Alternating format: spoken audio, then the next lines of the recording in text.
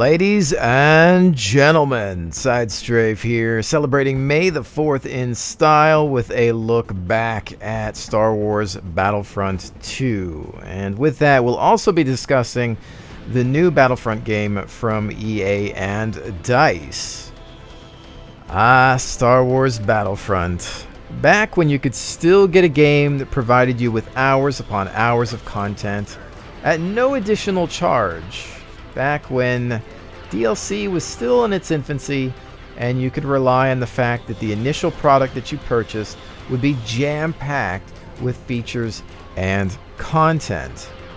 So what was Star Wars Battlefront? What is it going to be? Well, Star Wars Battlefront, if you're familiar with the Battlefield franchise of games, is a large-scale infantry and vehicular warfare style game, except of course set within the Star Wars universe.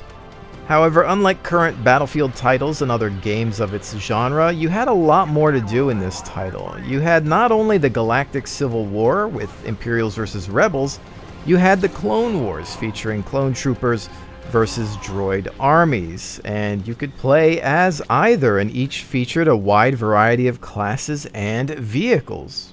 The game also had plenty of objectives to keep you busy and the maps fresh. Multiplayer support ranged from 32 on console to 64 on PC.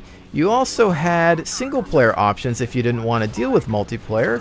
You have the campaign, instant action, and of course, Galactic Conquest. But wait, there's more! What if you're not in the mood for ground combat? You're looking to fly, maybe an X-Wing or TIE Fighter? Well, Battlefront 2 had you covered. On top of that, if you perhaps still wanted to have boots on the ground, you could board a dropship and attempt to get onto one of the enemy cruisers. In this case, you can see here, we are the Imperials with TIE Fighters. We've got a Star Destroyer behind us that we need to protect against the Rebels and their large ship. Now, if you've never played a Star Wars Battlefront game before, you're probably wondering how it's possible that everything that I've just told you and everything that I've just shown you is from one game, and on top of that, without having to buy any DLC or an expansion pack. Incredible, isn't it, what gaming used to be? Amazing what happens when a developer actually takes their time to create a title that is well valued and meant to last you a few years. Of course, at the end of the day, that doesn't really make companies money, and so they're looking to get the biggest bang for their buck, and that usually means churning out content as quickly as possible and very little of it, so as they can create DLC and expansion packs. Think of it like buying a loaf of bread. Instead of getting one full loaf, you're buying it by the slice and being charged a premium for each individual slice throughout the course of a year. It's pretty terrible, I know, but that's the world we live in. However, you're probably also looking at this and thinking, well, you know, this game doesn't look that bad. It's aged okay, and I'd still like to play this. Can I still buy it? Can I still play online? And well, the answer to those questions are yes, you can buy it. In fact, it's on sale for May the 4th. But the thing is, once GameSpy shut down their services, they took away the ability for this title and many others like it to play online, or at least function properly online. There are ways to get on and play with your friends, but they're not as simple. You'll have to host your own games or find other ways to play this title online if that's what you're looking for. However, there is still a lot you can get out of it if you want to just play around with the single player or instant action modes. Now, I know what you're thinking. Sidestrafe is going to obliterate the new Star Wars Battlefront by EA and DICE, especially after all the praise delivered unto Battlefront 2. However, that's simply not the case. It's far too early. It just wouldn't be fair for me to judge such a title now, but I will probably end up with it. There's no denying it. I absolutely love Star Wars. It's one of my favorite things of all time. So I'm going to have to try it. I'm going to check it out. And on top of that, well, if it's not great, then I can tell you all about it. But I will admit to you that I think that it'll still be a good game. I just don't think it's going to be the Battlefront we're looking for. And yes, that's sad. And yes, I want a true Battlefront 3. But To me, it's more so about pretending it's just not called Battlefront. It's more so about thinking that it's some other game and that other game happens to be decent. The same, I think, can be said for Battlefield 3 and 4. They're not all that similar to Battlefield 2, which is really the title that most people deem as the best in the series, although I could argue that 2142 was just as good, if not in some cases a little better. But it is what it is, and we have to deal with the fact that the developer has chosen to go in a different direction. Now, does that direction have to do with greed and the desire to compete with Call of Duty? I don't know. In some cases, maybe, but perhaps that's just what the developer wanted to make. It's really hard to say unless we're actually talking to the man or woman in charge. Now, sure, if Star Wars Battlefront is a bad game, then I'm not going to continue to play it, just as I don't continue to play a lot of other titles that have come out that have names that I've grown up with. Battlefield 4, for example, is a bad game in my opinion. There's 4 classes, but I think only 2 of them are truly viable, and that's Sniper and Engineer. That's bad game design and poor balancing. And on top of that, it seems like the people who succeed are those who spend all of their time playing that one game and unlocking the best components. Will we see similar features in Battlefront? Maybe, but I kind of hope not, and I guess only time will tell. So what's the story so far in regards to Star Wars Battlefront? Well, we were presented with a trailer at Star Wars Celebration that showcased the game's engine. Obviously, we already knew that the game was going to look great and sound great. It's DICE. They have the Frostbite engine. They know how to program. They know how to do art and animate, and they are the best when it comes to sound. So we already knew that it was going to be good looking, but I think what matters most to us at this point is the gameplay. Well, that should always matter to people, because that's the thing that seems to suffer these days. So, for DICE to show off a scripted trailer, it was kind of weak sauce, I think, because we really just want to see people playing this game and having fun with it. We didn't want to see scripted sequences.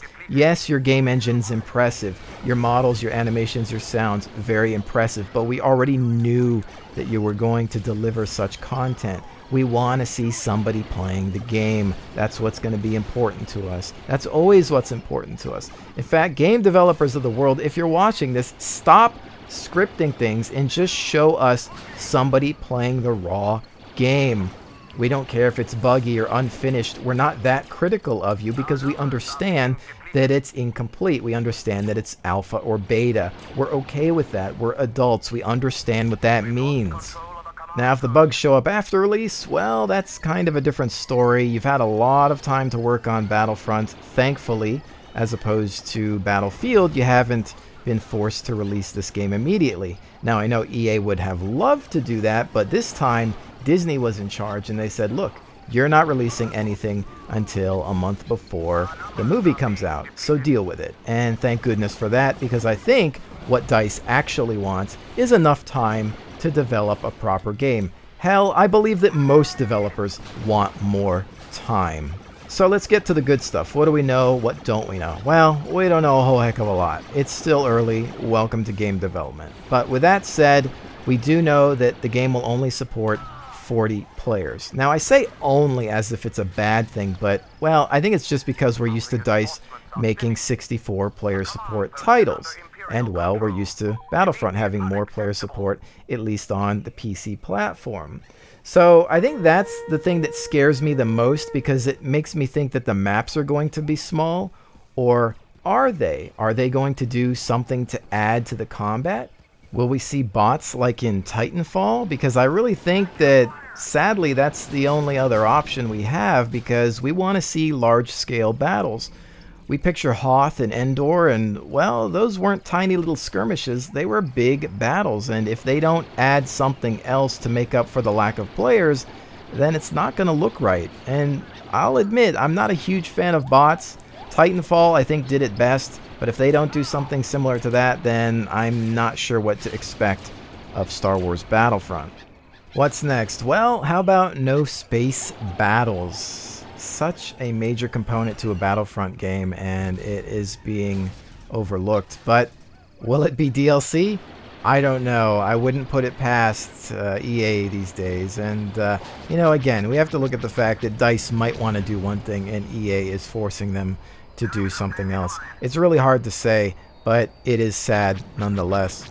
Next up, apparently AT-ATs are on rails. I really don't know how I feel about this. It's one of those things where vehicles in Battlefield games are often abused. I think even more so these days than ever before, but I think with the AT-ATs, we see them in movies just walking in a straight line anyway. Will it really take away from the gameplay? I'm not sure where I stand on this. I guess we'll just have to wait and see. However, if anything else is on rails, then I'm definitely going to be upset because AT-ATs, large-scale mechs, understandable. Anything smaller than that, it just isn't going to make sense and simply will not fly in a Battlefront title. And last but not least, there's obviously no Clone Wars component to this game as there was with Battlefront 2. This bothers some. It doesn't really bother me that much. I do enjoy playing as clone troopers. I'm not a fan of the prequels, but I did like some of the trooper exploits within the Clone Wars animated series, so I will miss playing as clone troopers, but it's not game-breaking for me. I would rather that they focus on polishing off the Galactic Civil War components and just making a better game in that time frame. And I think that is going to bring today's video to a close. Ladies and gentlemen, I really hope that you've enjoyed this look back at Star Wars Battlefront 2. I know I've enjoyed looking at it and playing a little bit of it again. It brings back fond memories of such a fantastic title. I also hope that you've enjoyed our look at the new Battlefront, at least in regards to some of the information that we've been able to uncover up to this point. Here's hoping that DICE doesn't let us down. I'm really looking forward to this title. I need a new shooter in my life, and especially one that's got the Star Wars label on it. Beyond that, I am definitely looking forward to playing as a Stormtrooper. I do believe I meet all of the qualifications, including those that require one to miss targets at various ranges, and so therefore I expect to rank up very quickly. But with that said, ladies and gentlemen, may the 4th and the Force be with you. I will see you on the next one.